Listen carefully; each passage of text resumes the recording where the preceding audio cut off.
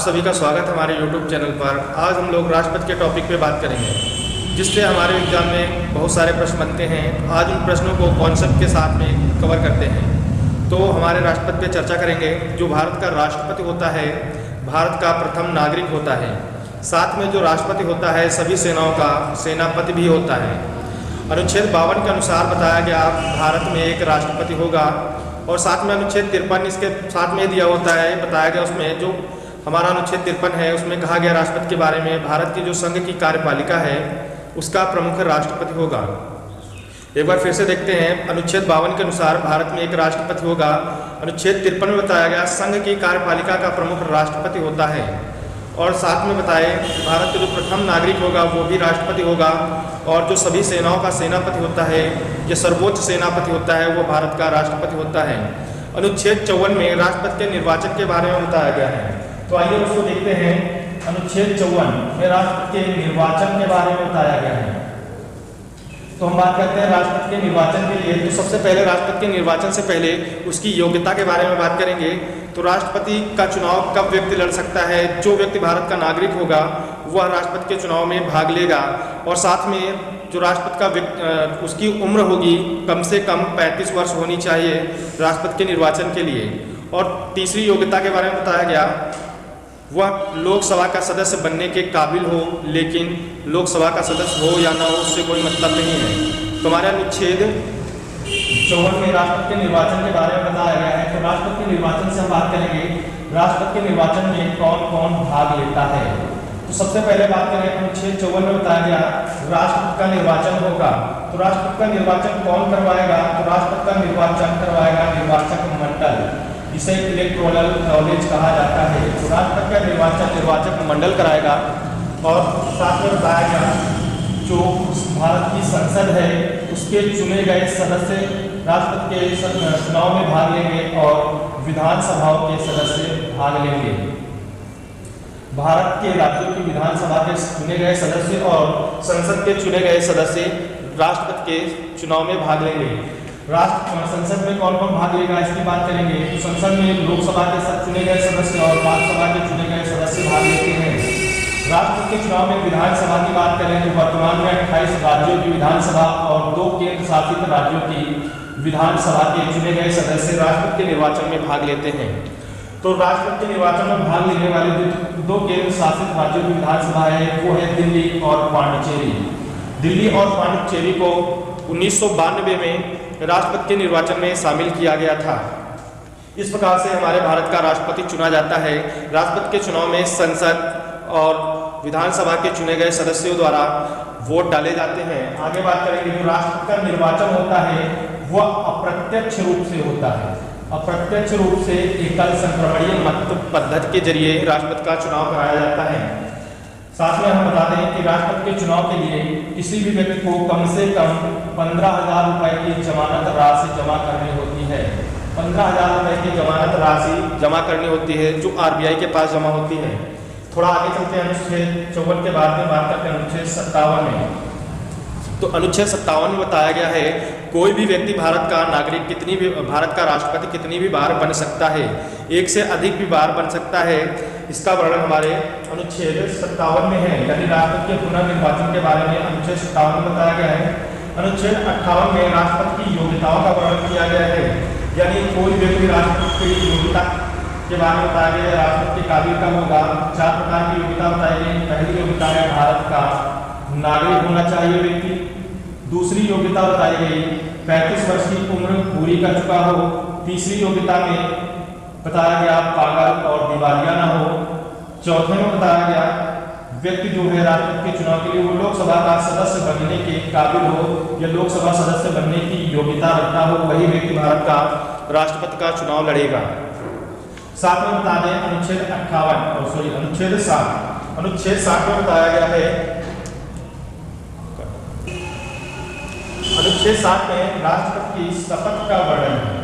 राष्ट्रपति के शपथ के बारे में अनुच्छेद 60 में बताया गया है। अनुच्छेद 60 के अनुसार राष्ट्रपति को शपथ कौन दिलाएगा? तो राष्ट्रपति को शपथ दिलाएगा भारत के सुप्रीम कोर्ट का मुख्य न्यायाधीश। अगर किसी कारणवश भारत के सुप्रीम कोर्ट का मुख्य न्यायाधीश भारत में नहीं होता है या उसका पद खाली होता है, उस समय राष्ट्रपति को जो शपथ दिलाएगा वो भारत के सुप्रीम कोर्ट का वरिष्ठ न्यायाधीश शपथ दिला सकता है। इसका वर्णन हमारे अनुच्छेद किसमें किया गया? अनुच्छेद 7 में किया गया है। अनुच्छेद 61 में राष्ट्रपति पर महाभियोग की प्रक्रिया का वर्णन किया गया है। तो अनुच्छेद 61 में राष्ट्रपति के महाभियोग की प्रक्रिया का वर्णन किया गया है, जो कि अमेरिका के संविधान से ली गई है। अमेरिका के संविधान से ली गई राष्ट्रपति की महाभियोग की प्रक्रिया, इसके बारे में बताया जाता है कि राष्ट्रपति को अगर पद से हटाना है तो उस पर महाभियोग लाना होगा। तो महाभियोग लाना होगा तो संसद के किसी भी सदन में राष्ट्रपति के खिलाफ महाभियोग लाया जा सकता है, लेकिन राष्ट्रपति पर महाभियोग चलाने के लिए उसे 14 दिन पहले बताना होगा। तो राष्ट्रपति को महाभियोग प्रक्रिया के कितने दिन पहले बताना होता है? तो 14 दिन पहले राष्ट्रपति को बताना होता है। और राष्ट्रपति पर महाभियोग संसद के किस सदन में लाया जाता है? तो संसद के किसी भी सदन में राष्ट्रपति पर महाभियोग लाया जा सकता है। अनुच्छेद 62 की बात करें, बताया गया है जब भारत के राष्ट्रपति का पद खाली हो, तो यदि भारत में राष्ट्रपति का पद खाली होता है तो उस समय भारत का उपराष्ट्रपति, जो भारत का उपराष्ट्रपति होता है, उस पद का ग्रहण कर सकता है, यानी कार्यवाहक राष्ट्रपति के रूप में काम कर सकता है। कभी कभी ऐसा होता है कि भारत में राष्ट्रपति उपराष्ट्रपति दोनों का पद अगर खाली है तो उस समय भारत का मुख्य न्यायाधीश जो होगा वो कार्यवाहक राष्ट्रपति के रूप में कार्य करेगा, यानी तीनों पद पर रहेगा। तो अभी तक ऐसा मात्र एक बार हुआ है, राष्ट्रपति उपराष्ट्रपति और मुख्य न्यायाधीश के पद पर रहने वाला एकमात्र व्यक्ति था एम हिदायतुल्लाह, जो कि भारत के सुप्रीम कोर्ट के मुख्य न्यायाधीश थे।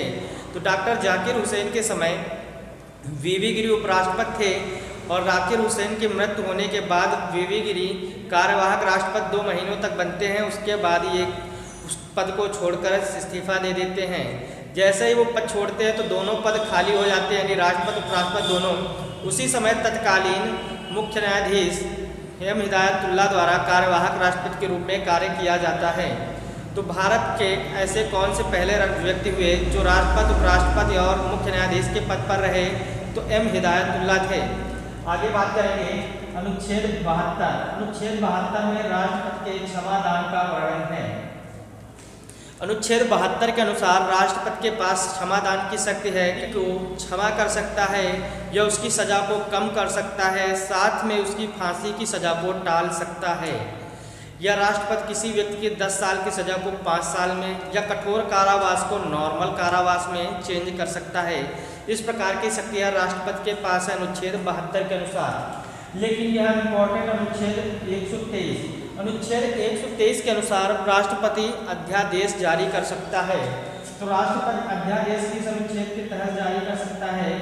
तो अनुच्छेद 123 के अनुसार अध्यादेश जारी कर सकता है।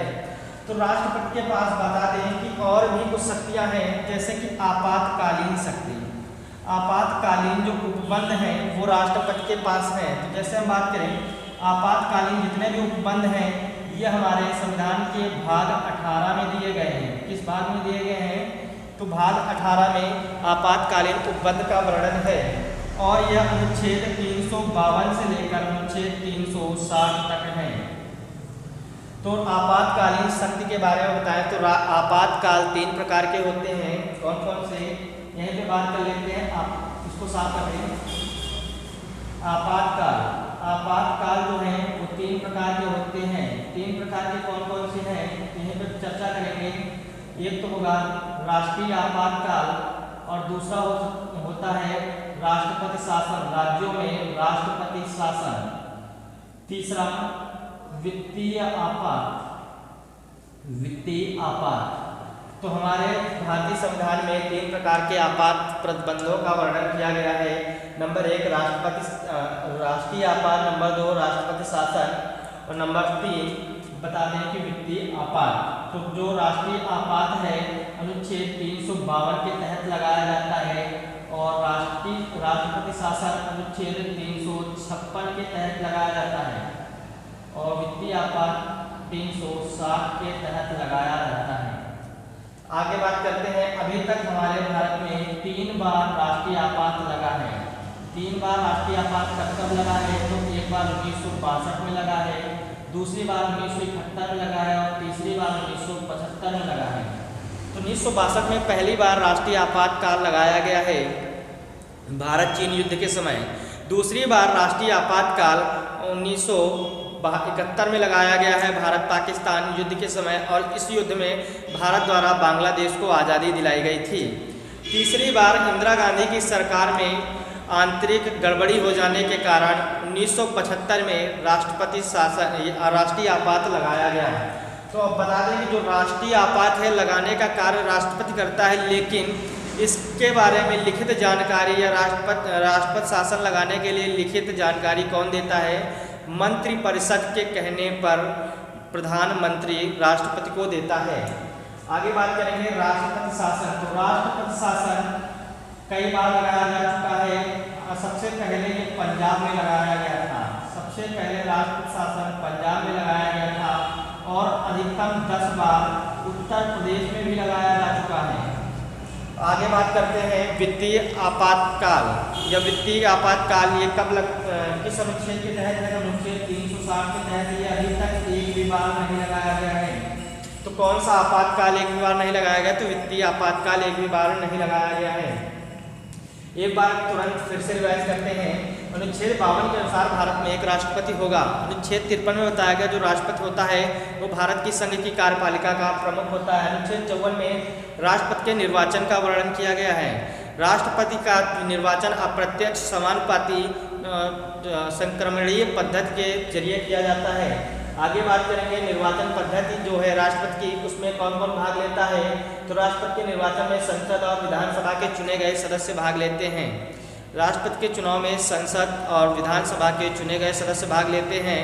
और राष्ट्रपति के चुनाव में कौन कौन भाग नहीं लेता ये भी पूछा जाता है। तो राष्ट्रपति के चुनाव में राज्य की विधान परिषद और संसद के मनोनीत सदस्य भाग नहीं लेते हैं। आगे अनुच्छेद 57 की बात करें तो अनुच्छेद 57 में बताया गया है कोई भी व्यक्ति कितनी भी बार भारत का राष्ट्रपति बन सकता है। अनुच्छेद 58 में राष्ट्रपति की योग्यताओं का वर्णन है, जिसमें बताया गया राष्ट्रपति के चुनाव के लिए वही व्यक्ति राष्ट्रपति बन सकता है या चुनाव लड़ सकता है जो भारत का नागरिक हो, 35 वर्ष की उम्र पूरी कर चुका हो, पागल दिवालिया न हो और लोकसभा का सदस्य बनने की योग्यता रखता हो। उसके साथ में बताया गया राष्ट्रपति के चुनाव के लिए कम से कम 50 अनुमोदक और 50 प्रस्तावक चाहिए। साथ में राष्ट्रपति के चुनाव के लिए 15,000 रुपये की जमानत राशि RBI के पास जमा करनी होगी। यदि आप कुल मतों का 1/6 भाग नहीं प्राप्त करते हैं तो आपकी जमानत राशि जब्त कर ली जाएगी। अनुच्छेद 60 में राष्ट्रपति की शपथ का वर्णन है। तो राष्ट्रपति को शपथ दिलाने का कार्य कौन करता है? तो राष्ट्रपति को शपथ दिलाता है भारत का मुख्य न्यायाधीश। भारत का मुख्य न्यायाधीश राष्ट्रपति को शपथ दिलाता है। यदि भारत का मुख्य न्यायाधीश किसी कारणवश अपने पद पर नहीं है तो उस समय राष्ट्रपति को शपथ दिलाने का कार्य सुप्रीम कोर्ट के वरिष्ठ न्यायाधीश का होता है। अनुच्छेद 61 के अनुसार राष्ट्रपति को 5 वर्षों से पहले महाभियोग प्रक्रिया द्वारा हटाया जा सकता है। तो यह महाभियोग प्रक्रिया हमारे संविधान में अमेरिका के संविधान से ली गई है। तो ऐसा अभी तक एक भी बार नहीं हुआ है कि किसी भी राष्ट्रपति पर महाभियोग लगाया जाए। लेकिन राष्ट्रपति पर अगर महाभियोग चलाया जाएगा तो उसे 14 दिन पहले बता दिया जाएगा कि आप पर महाभियोग चलाया जाना है। और राष्ट्रपति पर महाभियोग संसद के किसी भी सदन में लाया जा सकता है। राष्ट्रपति पर महाभियोग अगर संसद की लोकसभा में आएगा तो उसकी जांच कौन करेगा? तो राज्यसभा करेगी। अगर राज्यसभा में आएगा तो जांच लोकसभा करेगी। आगे अनुच्छेद 72 में बताया गया क्षमादान की शक्ति। राष्ट्रपति के पास क्षमादान की शक्ति है। राष्ट्रपति किसी व्यक्ति की फांसी की सजा को टाल सकता है या अधिकतम कारावास को कम कर सकता है। कड़े कारावास के लिए उसको क्या कर सकता है? थोड़ा सा नॉर्मल कर सकता है। अनुच्छेद 123 में बताया गया राष्ट्रपति अध्यादेश जारी कर सकता है। अनुच्छेद 123 के अनुसार राष्ट्रपति अध्यादेश जारी कर सकता है। और राष्ट्रपति के पास आपातकालीन शक्तियाँ होती हैं। तो आपातकाल उपबंधों का वर्णन हमारे संविधान के भाग 18 में है। अनुच्छेद 352 से लेकर 360 तक हैं। तो हमारे आपातकाल जो है वो 3 प्रकार के होते हैं। नंबर 1 राष्ट्रीय आपातकाल। राष्ट्रीय आपातकाल अनुच्छेद 352 के तहत राष्ट्रपति द्वारा लगाया जाता है या अनिश्चित काल के लिए लगाया जाता है, लेकिन इसकी समय सीमा न्यूनतम 6 माह करके चेंज कर करके अधिकतम समय तक या अनिश्चित काल तक लगाया जा सकता है। तो अभी तक ऐसा 3 बार हुआ है कि भारत में राष्ट्रीय आपातकाल लगाया गया है। राष्ट्रीय आपातकाल अनुच्छेद अनुच्छेद 352 के तहत अभी तक भारत में 3 बार लगाया गया, 1962, 1971 और 1975। 1962 में भारत चीन युद्ध के समय भारत में राष्ट्रीय आपातकाल लगाया गया और अनुच्छेद 1971 में भारत पाकिस्तान युद्ध के समय भारत में आपातकाल लगाया गया। आंतरिक गड़बड़ी के कारण इंदिरा गांधी की सरकार में आपातकाल लगाया गया था। आगे बात करते हैं राष्ट्रपति शासन। राष्ट्रपति शासन राज्यों में लगाया जाता है, तो यह राष्ट्रपति शासन अनुच्छेद 356 के तहत राज्यों में लगाया जाता है। अभी तक ये बहुत बार लगाया जा चुका है। तो सबसे पहले राष्ट्रपति शासन पंजाब में लगाया गया है और अधिकतम 10 बार उत्तर प्रदेश में लगाया गया है। वित्तीय आपातकाल अनुच्छेद 360 के तहत लगाया जाता है, अभी तक भारत में एक भी बार नहीं लगाया गया है। आगे हम बात करते हैं कुछ राष्ट्रपति के बारे में। तो जो हमारे भारत के पहले राष्ट्रपति थे डॉक्टर राजेंद्र प्रसाद। डॉक्टर राजेंद्र प्रसाद हमारे भारत के पहले राष्ट्रपति थे जिन्हें संविधान सभा द्वारा चुना गया था। संविधान सभा द्वारा 26 जनवरी 1950 को डॉक्टर राजेंद्र प्रसाद को भारत का पहला राष्ट्रपति चुना गया और डॉक्टर राजेंद्र प्रसाद भारत के 2 बार राष्ट्रपति चुने गए। आगे हम बात करेंगे भारत के दूसरे राष्ट्रपति जो थे वो सर्वपल्ली राधाकृष्णन थे। सर्वपल्ली राधाकृष्णन दूसरे राष्ट्रपति और पहले उपराष्ट्रपति बनने वाले व्यक्ति थे। जिनसे क्वेश्चन पूछा जाता है ऐसे कौन से व्यक्ति थे जो भारत के पहले उपराष्ट्रपति और दूसरे राष्ट्रपति बने, तो सर्वपल्ली राधाकृष्णन। आगे बात करते हैं जाकिर हुसैन। डॉक्टर जाकिर हुसैन जो थे वो भारत के तीसरे राष्ट्रपति थे। डॉक्टर जाकिर हुसैन भारत के पहले मुस्लिम राष्ट्रपति हुए जिनकी कार्यकाल में मृत्यु हो गई। ये वही जाकिर हुसैन है अभी जिनके बारे में हमने चर्चा की। इन जाकिर हुसैन की मृत्यु हो जाती है कार्यकाल में ही, तो उस समय उपराष्ट्रपति होते हैं वीवी गिरी।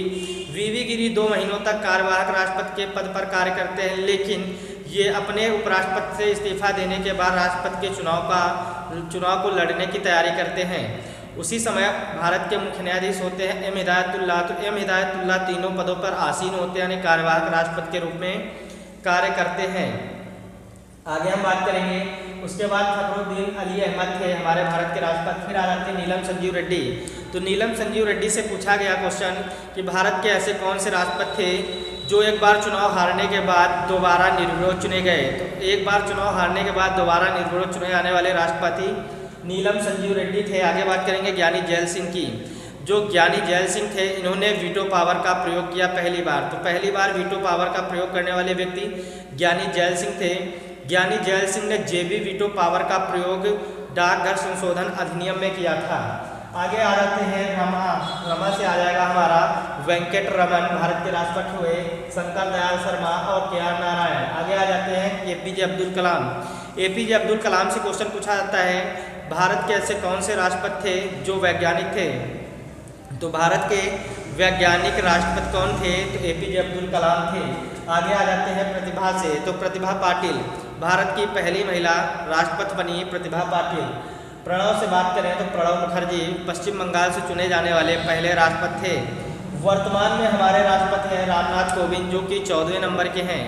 14वें नंबर के राष्ट्रपति रामनाथ कोविंद उत्तर प्रदेश से बिलोंग करते हैं। उत्तर प्रदेश में कानपुर बिठूर के रहने वाले हैं। तो इनसे लगातार कई बार क्वेश्चन पूछा गया है। वर्तमान में राष्ट्रपति रामनाथ कोविंद राष्ट्रपति बनने से पहले कहाँ के राज्यपाल थे या क्या थे, तो वर्तमान में जो राष्ट्रपति है रामनाथ कोविंद राष्ट्रपति बनने से पहले बिहार के राज्यपाल थे। यदि आपको हमारी वीडियो अच्छी लगी है तो शेयर करें और लाइक करें।